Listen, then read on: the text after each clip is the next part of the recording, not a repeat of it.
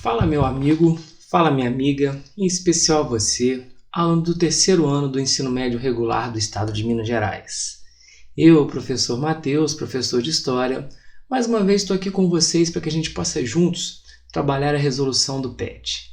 Repara que quando eu falo do PET, o Plano de Ensino Tutorado, que nos foi disponibilizado pela Secretaria de Educação do estado de Minas Gerais.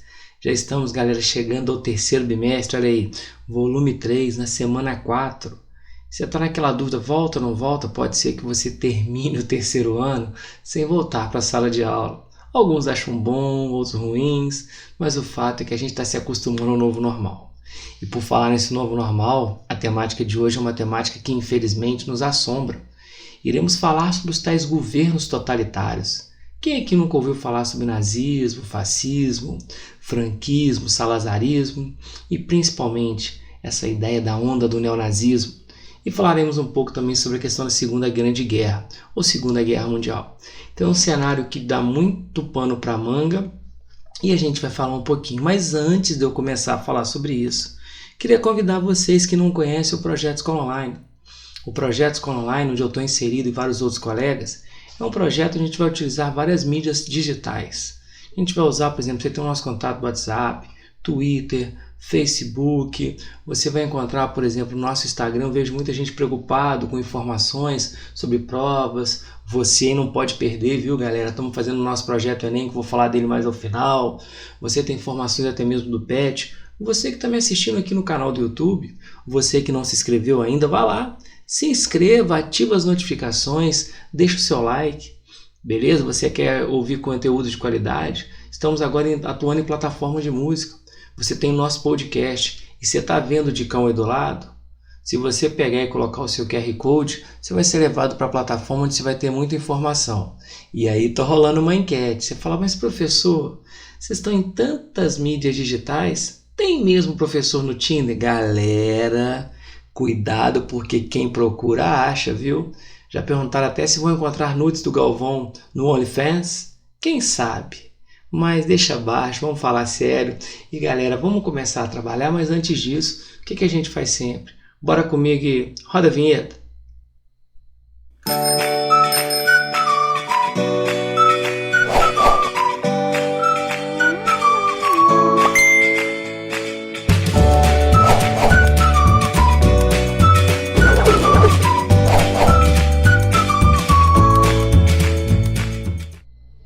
Bacana, né? Então agora a gente pode começar a trabalhar. Bora lá? Então vem comigo, galera. O que a gente vai falar aqui? Olha, nazifascismo e a Segunda Guerra Mundial. O Velho Mundo, e aí galera, quando eu estou falando sobre o Velho Mundo, obviamente estou eu me referindo à Europa. Desde o início da Grande Guerra, esteve afundado em um mar de tragédias, aprofundado ainda mais ao longo das décadas seguintes, período marcado pelo fortalecimento dos nacionalismos e por uma constante instabilidade econômica. Nesse contexto, a crise de 29 teve papel central ao internacionalizar um cenário de caos social onde os índices de desemprego cresciam dia após dia. Essa imagem reflete muito uma mulher que perde tudo, o marido suicida. Então, existe toda uma emblemática, como a gente viu na nossa última aula, sobre os efeitos da catástrofe da crise de 29. Será justamente nesse cenário caótico que ganhará espaço na sociedade europeia um perigoso debate acerca da validade da democracia e do liberalismo. Muita gente discutia se a democracia era uma coisa positiva, porque na democracia todos falam, o liberalismo te dá liberdade de falar. Então muita gente acha que naquela época esse modelo era nocivo. Muitos dos governos que representavam tais ideias se mostravam ineficientes. Por quê? Muita gente fala que entre a Primeira e a Segunda Guerra Mundial, o que acontece, galera? O capitalismo é um sistema que ele está em crise, porque muita gente coloca na conta do capitalismo a Primeira Guerra Mundial, e eu não posso negar a vocês a crise de 29. Nós temos um outro lado, que é o socialismo, só que todo mundo sabe que o socialismo naquela época, depois da Revolução Russa, ele se torna uma incógnita porque muita gente não confiava de fato, principalmente quando Stalin chega ao poder. E nesse cenário, galera, aparece aqueles que falam tudo aquilo que eu gosto de escutar. Surgem os chamados regimes totalitários. O que é o totalitarismo, galera? O totalitarismo é um sistema onde as pessoas se comprometiam a dar poder total para o Estado. Enquanto no socialismo você tem um Estado que faz tudo pelo povo, no totalitarismo você cria um sistema onde o povo faz tudo pelo Estado. Então aqueles que defenderam regimes totalitários, nazismo, fascismo, franquismo, salazarismo, inclusive o Brasil tem uma época onde o Brasil flerta com o regime totalitário, um Estado novo, você oficialmente está defendendo uma ditadura. Mas por quê? Porque havia esse medo em relação à democracia e ao liberalismo. Tá? Então olha só, muitos dos governos que representavam tais ideias se mostravam ineficientes, principalmente no combate ao colapso econômico, ou seja, o mundo pós-guerra, pós-crise, e ao engrandecimento do socialismo soviético. Por quê?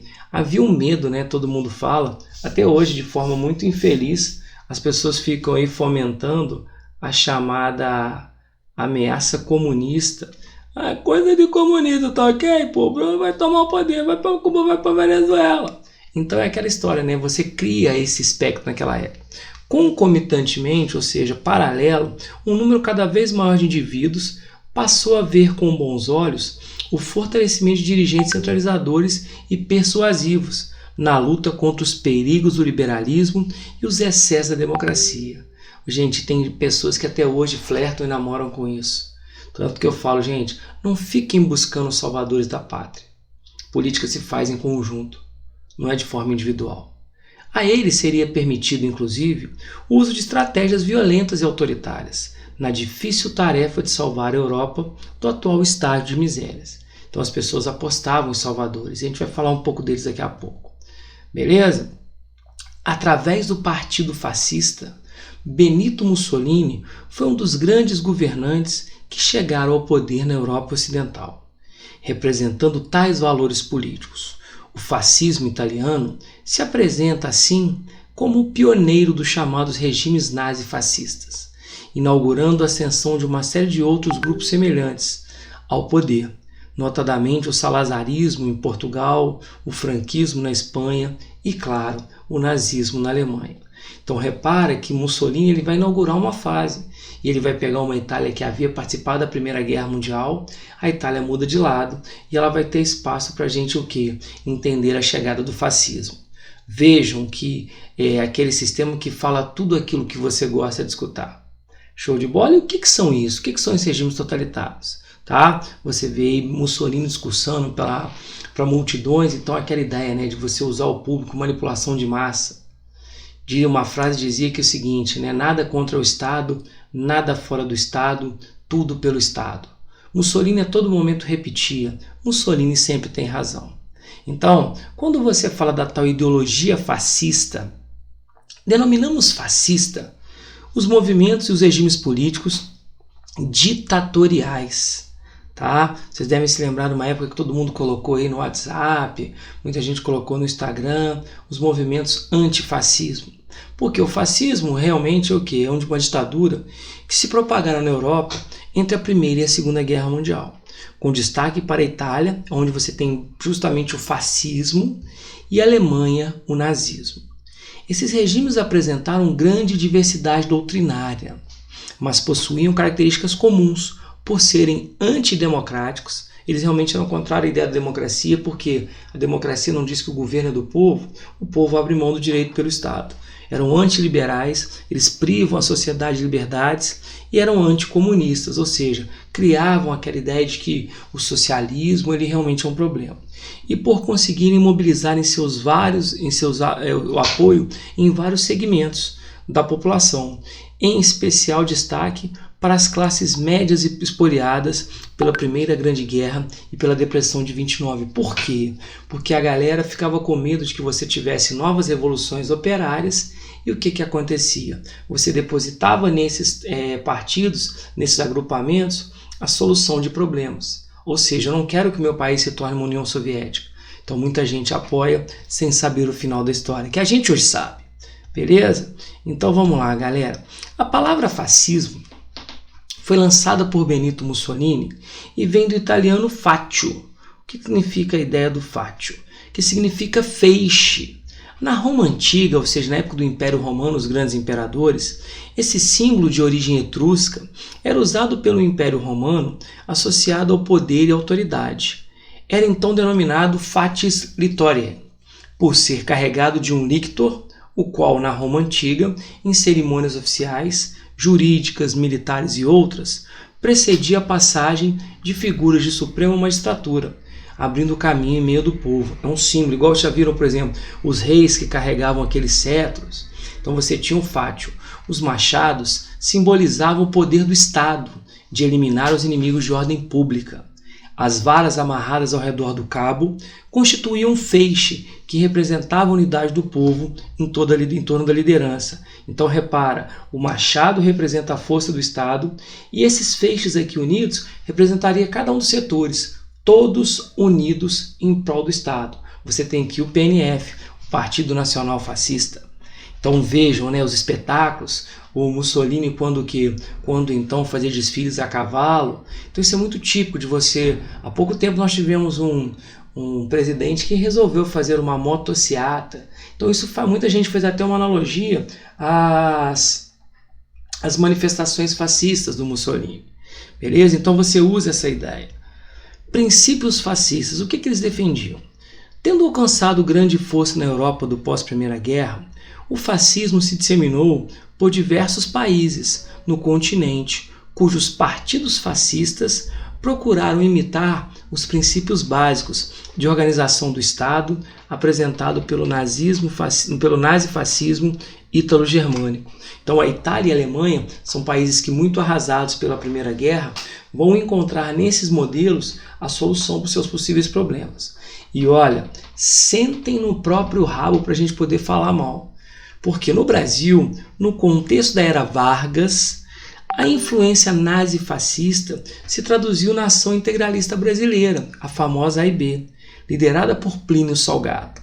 Os integralistas, também denominados camisas verdes, utilizavam o símbolo do sigma, porque você já deve ter visto que os nazistas eles usavam, galera, a famosa suástica, tá? Aqui no Brasil você usava um símbolo grego e uma saudação em tupi-guarani. Inclusive essa galera defendia que você substituísse nas escolas o português pelo tupi-guarani. Então você saudava um Yanauê. Por exemplo, quando um nazista encontrava um outro, o que ele fazia? Mão no peito e dizia Heil Hitler. Os integralistas levantavam a mão e gritavam Yanauê. É importante destacar ainda que na atualidade é possível identificar a atuação de grupos de viés fascista, ou seja, você tem os chamados neonazistas, tá? Você tem os chamados supremacistas, que são pessoas que ainda defendem um pouco dessa ideia imbecil. Inclusive, quando a gente fala no Brasil aqui, você tem um sigma, né? Um símbolo que fazia referência aos integralistas, que defendiam essa ideia de que o Brasil deveria adotar um modelo próximo ao nazifascismo. Show de bola? Então vamos lá, galera. Segunda Guerra Mundial. As origens da Segunda Guerra Mundial podem ser encontradas nas consequências políticas e socioeconômicas do conflito de 14 e 18, ou seja, problemas que não foram sanados na primeira se tornam um agravante para que a gente tenha a segunda, especialmente no aparecimento das ditaduras fascistas e na crise econômica na década de 30. Então vejam que a história se interliga. Veio a Primeira Guerra Mundial, dela você tem o quê? O desdobramento da Revolução Russa, ascensão e queda americana com a crise de 29, o crescimento dos regimes totalitários. Então a história é toda linkada. Dessa forma, o período que se estende de 19 a 39, conhecido como período entre guerras, nada mais foi do que uma época de armistício, ou seja, de uma paz armada. Tá? Então a gente fala aqui da ideia de uma paz armada. Lembra do Rapa? Que dizia, não é paz, é medo. Durante a qual, sob uma frágil superfície de paz, as tensões se acumularam até explodirem uma segunda vez em menos de 20 anos. Winston Churchill, primeiro-ministro inglês, em um discurso realizado no parlamento em 41, reconheceu: essa guerra, de fato, é a continuação da anterior. Então você não resolve problemas porque dizem que quem bate esquece, quem apanha não. E por não solucionar problemas da primeira, você acaba tendo que consequências mais danosas na segunda. Porque se calcula que na primeira morreram de 14 a 16, na segunda eles falam de 60 milhões, quase 4 vezes mais. À medida que a democracia liberal foi cedendo espaço a novos estados de orientação ditatorial, foi decaindo o prestígio das nações vencedoras da Primeira Guerra, como França e Inglaterra, que mantiveram regimes liberais e enfrentaram grandes problemas internos de reconstrução econômica e de união nacional. Então você tem naqueles países o seguinte, mesmo vencedores, problemas. Havia esse medo de que você tivesse novas revoluções do que revoluções socialistas. Então, a Segunda Guerra Mundial, galera, que tem muito no avanço totalitário, ela vai marcar pra gente o quê? Ela vai marcar pra gente os horrores. Então, a galera que se assusta com a primeira, quando vê a segunda, fica ainda mais abalado. Então, realmente, você percebe que é um clima bem bem pesado. E óbvio, né? Nesse clima, a gente costuma falar um pouco sobre um termo colocado no material que é o Holocausto. O que vem a ser o Holocausto? Inclusive, o Papa Bento XVI, o Joseph Ratzinger, que é aquele que vai substituir o Papa João Paulo II e que antecede a escolha do Papa Francisco. E se vocês tiverem a oportunidade, um dia, galera, quem tiver acesso à Netflix, assista um filme chamado Dois Papas, que é bem legal, que ele vai falar dessa transição. E o Bento XVI, que é o Papa que antecede ao Papa Francisco, que para mim é um Papa muito humanizado, ele falava que o Holocausto era invenção. O que é isso? O que é o Holocausto? Quando os campos de concentração no leste europeu começaram a ser libertados pelos aliados, no inverno de 44 e 45, as imagens das pilhas de cadáveres e dos corpos esquálidos dos sobreviventes do extermínio chocaram o mundo. Mesmo acostumados com a dureza da guerra, os soldados se impressionaram com o que viam. A sumária eliminação dos judeus pela máquina nazista. Por quê? Porque quando os nazistas falavam da ideia de fazer uma raça pura, então olha só, alimentado pelo preconceito e pela falsa ideia de superioridade da raça ariana. Porque os nazistas eles começam a desenvolver o que a gente chama de uma política conhecida como antissemitismo. Então, essa ideia do Holocausto, galera, vejam vocês, ela faz parte de uma perseguição oficial feita principalmente aos judeus, seguidores do judaísmo, e aí muita gente fala da questão religiosa, mas envolve-se também a questão financeira. Então, é feito, na verdade, um massacre. Já ouvi falar que de 5 a 6 milhões de judeus são duramente perseguidos. Tá? Essa prática que resultou no desaparecimento de cerca de 2/3 dos judeus europeus não foi alcançada, evidentemente, sem resistências, como, por exemplo, a famosa batalha no gueto de Varsóvia, na Polônia, e até mesmo as pequenas estratégias cotidianas que envolviam contrabando de víveres e fugas. Por quê? Porque a ideia do Holocausto ela realmente é uma prática de eliminação dos judeus. E aí quando você fala em judeus, você vê os corpos esquálidos, vejam experiências feitas, tá? Imagens de campos de concentração. Por isso, galera, quem nunca assistiu, assistam O Menino do Pijama Listrado. Ah, é clichê, normal, assistam A Lista de Schindler, assistam O Zoológico de Varsóvia, assistam A Menina que Roubava Livros. Se vocês tiverem a oportunidade, assistam O Pianista para você entender um pouco dessa situação. Então, realmente, para a galera que às vezes fala, não, que não ouve, gente, você está negando a história. Show? Então, isso aqui realmente é o seguinte, são dicas que eu acho que são importantes. Beleza? Mas dentro do resumo, claro, vamos trabalhar um pouquinho aqui, moçada. Vamos lá. Tá? Questão da Universidade Federal do Rio Grande do Norte. Vinícius de Moraes, inspirado em acontecimentos ocorridos em meados do século XX, escreveu o seguinte poema. Pensem nas crianças mudas, telepáticas. Não vou ficar dando aqui um tostão da minha voz, mas isso aqui se torna um símbolo, que é um hino, a famosa Rosa de Hiroshima. Então olha lá, pensem nas crianças mudas telepáticas. Pensem nas meninas cegas inexatas. Pensem nas mulheres rotas alteradas. Pensem nas feridas como rosas cálidas. Mas só não se esqueçam da rosa, da rosa, da rosa de Hiroshima.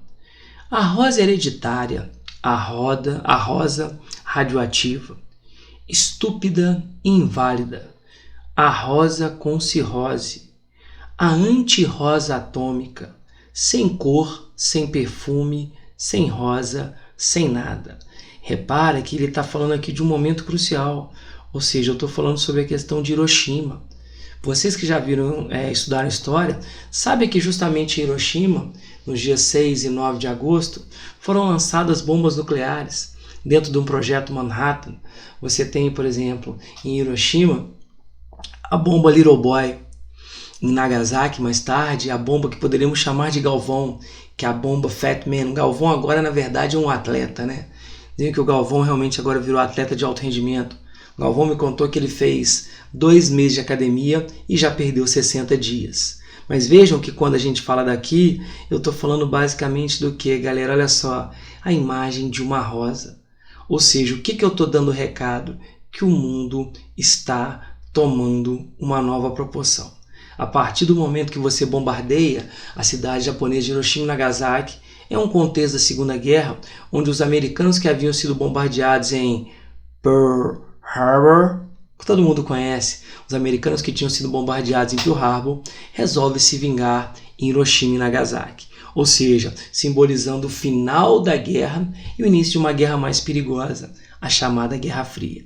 Beleza? Então, olha só, eu estou falando de um momento crucial, o mundo se assustando com os efeitos de bombas nucleares. Então, o que está perguntando aqui, galera? Identifique o fato histórico que inspirou o poeta e explique a relação desse fato com a Segunda Guerra Mundial. Gente, está aí, ó. Que fato é esse? Eu estou falando do bombardeio nuclear. E olha, essas bombas nucleares que vão realmente mostrar para o mundo o seguinte: a partir de agora, guerra de exército contra exército, ela está dando espaço para quê, moçada? Para uma guerra nuclear. Inclusive, quando perguntam como seria a Terceira Guerra, alguns falam que Eric Hobsbawm, um dos grandes historiadores do século XX, ele fala: olha, eu não sei como será a terceira, mas a quarta será travada de pau e pedra. Porque uma guerra naquele momento poderia gerar o que? Destruição. Para vocês entenderem efeitos, galera, do que acontece, dá dó. É de cortar o coração. Quando você vê o que? Pessoas que acabaram sendo vítimas da radiação, pessoas que sofrem com o que? Com radiação dos pais, inclusive imagens não muito agradáveis. Olha, crianças que nascem. Isso mostra claramente o mundo tomando o que? Tomando uma nova proporção, tá? Então, que fato eu estou colocando? Gente, o fato citado na música de Vinícius de Moraes foi o bombardeio norte-americano, né? Em agosto, nos dias 6 e 9, como eu falei, a cidade japonesa de Hiroshima e Nagasaki, que obriga o Japão a aceitar a sua rendição e o final da Segunda Guerra, mais claro. E esse final da Segunda Guerra Mundial, ele vai abrir espaço para quê? Para a gente começar agora uma nova ameaça, que mais adiante iremos falar sobre a Guerra Fria. Show de bola? Acho que todo mundo aqui consegue entender. Desculpa pelas imagens, mas mostra que esse passado ele tem que ser o quê? Tem que ser lembrado para que não se repita. Beleza? Vamos lá? Então, meu povo, questãozinha do Enem de 2015. A participação da África na Segunda Guerra Mundial deve ser apreciada sob a ótica da escolha entre vários demônios. O seu engajamento não foi um processo de colaboração com o imperialismo, mas uma luta contra uma forma de hegemonia ainda mais perigosa. Ou seja, muita gente fala que os nazistas chegaram a ocupar, viu o general Rommel, a famosa raposa do deserto, que tinha dentro dos nazistas a proposta dos African Corps. Então, o que ele coloca? Para o autor, a forma de hegemonia, tá? A forma de hegemonia aqui. E uma das suas características que explicam o engajamento dos africanos no processo analisado foram: qual que era a hegemonia que eu estou vendo na época, galera? A tentativa de imposição do nazifascismo. Então você fala, opa, peraí, nazismo, fascismo? Então qual que era a ideia? De que o nazismo e o fascismo dominassem o planeta. Por exemplo, e qual a característica que eles defendiam? Opa, eles falavam da ideia de um só partido, do militarismo, falavam da ideia, por exemplo, do nacionalismo e também falavam da ideia do determinismo biológico. O que é isso? A ideia de uma raça superior, tá? E isso, de certa forma, fez com que africanos, que até então eram vistos como inferiores, resolvessem pegar em armas contra esse inimigo. Então eu estou falando claramente aqui da ideia do quê? De não deixar o fascismo, o nazismo e o fascismo prosperarem. tá? Então realmente eu não quero aceitar que eu, africano, seja visto como raça inferior. Beleza, galera? Então acho que isso aqui dá pra gente poder lembrar. Beleza? E a questão de número 3? Olha só, tem textão, mas é bom pra gente poder lembrar. O expediente que ambos os governantes totalitários, Hitler e Stalin, olha uma curiosidade, tá? Hitler na Alemanha e Stalin na União Soviética, e por isso que eu falo, né? O Stalin, que governa uma nação socialista, é tão totalitário quanto o que Hitler e Mussolini na Alemanha e na Itália. Utilizaram para transformar suas respectivas ideologias em armas com as quais cada um dos seus governados podia obrigar-se a entrar em harmonia com o movimento do terror. Era enganadoramente simples e imperceptível.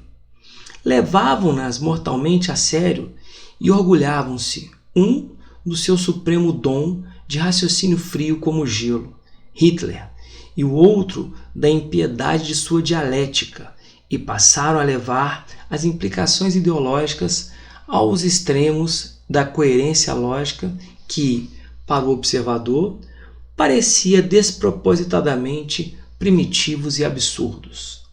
A classe agonizante consistia em pessoas condenadas à morte. As raças indignas de viver, acabamos de falar isso, né? Olha aí o determinismo biológico. Os caras se comportam como Deus, eu decido quem morre e quem vive. Eram pessoas que iriam ser exterminadas.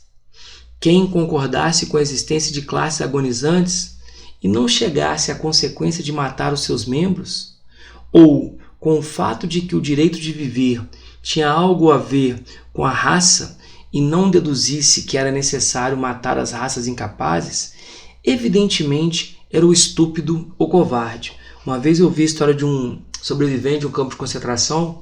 Quando a gente fala de raça humana, e você fala de uma raça superior, ele falou, gente, raça para mim tem Rottweiler, Fila, Lulu da Pomerânia. Porque se você começa a achar que na raça humana existem melhores e piores, você justifica essas atrocidades aqui. Essa lógica persuasiva, como guia de ação, impregna toda a estrutura dos movimentos e governos totalitários. Deve-se exclusivamente a Hitler e a Stalin, que, embora não acrescentassem um único pensamento novo às ideias e aos slogans de propaganda dos seus movimentos, só por isso merecem ser considerados ideólogos da maior importância. Ou seja, galera, o que eu estou vendo aqui? Nomes como Hitler, Mussolini e Stalin, esses caras fazem uma lavagem cerebral. Eles vão, isso sim, quando a gente fala que professor de história doutrina, esses caras mostraram o que é doutrinar. Então, dentro daquela ideia de propaganda, da questão maciça, eu estou realmente doutrinando. Então, vejam vocês, galera, olha só. O texto faz referência ao totalitarismo, evidenciando as propagandas como instrumento democrático, galera, no regime totalitário. Os projetos de expansão da doutrina comunista pela Europa após a Revolução Russa, pelo contrário, os caras são completamente anticomunistas. Eles fazem dentro do seu discurso uma ameaça comunista. Show de bola? As estratégias inovadoras aplicadas pelos nazistas no intuito de conter a crise política. Tá? A crise política, não, eles querem realmente o quê? Eles querem ideologicamente manipular os seus fiéis. As teorias científicas contemporâneas que comprovaram a superioridade da raça ariana. Hoje, pelo contrário, hoje as pessoas veem o quê? Desconstruir essa ideia de raça superior. Então nos sobra o seguinte, galera, o que o texto faz referência? Aos mecanismos ideológicos, tá? Utilizados pelos líderes fascistas, Hitler, Mussolini, e aí a gente coloca o Stalin, para manipular a população. Inclusive, galera, um cara chamado Joseph Goebbels, tá? Ele deixa a seguinte frase: uma mentira contada 1000 vezes torna-se uma verdade, tá? Então, se a gente consegue fazer uma releitura dos regimes totalitários, é um recado para a gente que vive nesse mundo de intolerância e as pessoas que falam da volta do neonazismo. Inclusive, gente, tem um filme chamado Ele Está de Volta. É uma comédia, mas que no final é um tapa na cara, que eles falam da possibilidade de que se o Hitler tivesse acordado atualmente. Assistam, galera, Ele Está de Volta, entre os vários filmes indicados. Galera, mais uma vez eu agradeço a todos e convido. Eu estou intimando a vocês que ainda não fizeram parte do nosso projeto Enem, que está aí na cara do gol, está cada vez mais perto. Já estamos a menos de 100 dias do Enem. Vem com a gente no projeto Eu Não Erro Mais, onde você vai ter aulas semanais, diárias, ao vivo e material de qualidade, ok? Mais uma vez, muito obrigado, meu beijo, fiquem com Deus e até a próxima. Tchau, tchau.